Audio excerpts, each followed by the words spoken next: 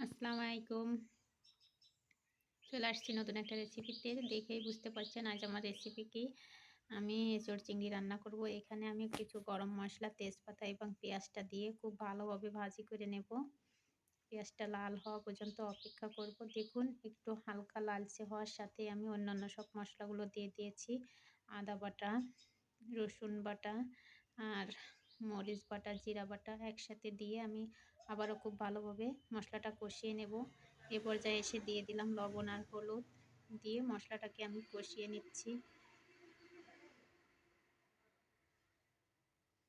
এখানে আমি ৩টা মাঝারি সাইজের টমেটো পিউরি করে রেখেছিলাম।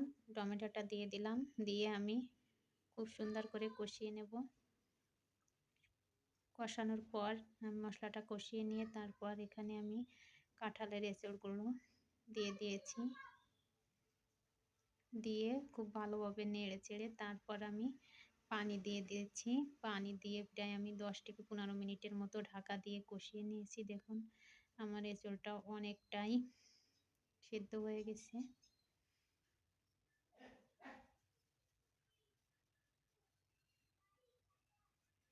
এবার আমি ঝোলের জন্য পানি দিয়ে দিচ্ছি। পানি দিয়ে আবারও ঢাকা দিয়ে রেখে দেব। এবার আমি চিংড়ি মাছগুলো ভাজি করে রেখে দিয়েছিলাম। চিংড়ি মাছগুলো দিয়ে দিলাম। যদিও আমার তরকারি হিসেবে চিংড়ি মাছটা কম হয়ে গেছে। আমি অল্প মশলা দিয়ে এত প্রচণ্ড গরমে এজন্য অল্প মশলা দিয়েই আমি রান্নাটা করলাম। এটা আমার নতুন চ্যানেল, ভালো লাগলে অবশ্যই আমার পাশে থাকবেন, লাইক, কমেন্ট, শেয়ার করবেন। আল্লাহ হাফেজ।